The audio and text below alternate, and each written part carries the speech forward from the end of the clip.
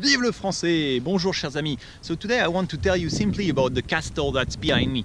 So c'est un château, and this castle is in la Loire, un château de la Loire. Dans la Loire, I will show you on the map. What you need to know is in France there are many castles, but the castles are all different and they all have history. Castle is part of the history of France. Some castles, they have a defensive purpose, so they are built to protect yourself against the neighbor. So you have the castle on top of the hills. And some castle was more for the face. It's more to show off. Let's show that I have some income, that I'm someone wealthy, that I have a social position. And of course, this is in different time. In the time of war, in the Middle Age, it was not safe. France was not a safe country, so people built a defensive castle. There was the war between small part of France. But then after, once France was unified and it was a time of peace, then it was a different situation. So the castle was not anymore to defend yourself, but more like Renaissance castle. This castle used to be a middle-aged castle, so it's on the top of the hill, and then this part, of course, is built during the Renaissance. And this castle has a history, because it is here that Napoleon put the Prince of Spain. You know, the Prince of Spain. Napoleon went to Spain and he took Spain, conquered Spain.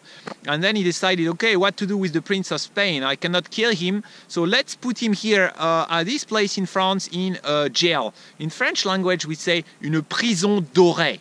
Une prison dorée. Prison, jail. Dorée, it means made of gold.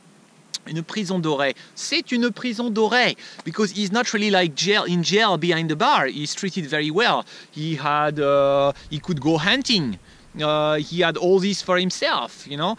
He had the lady of the people of the court of Spain who came together with him. He had some lady that can help him to feel better. He had some servants.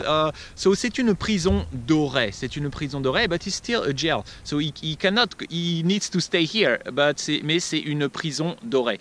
We say c'est l'humiliation. L'humiliation de l'Espagne, humiliation of Spain, par Napoléon.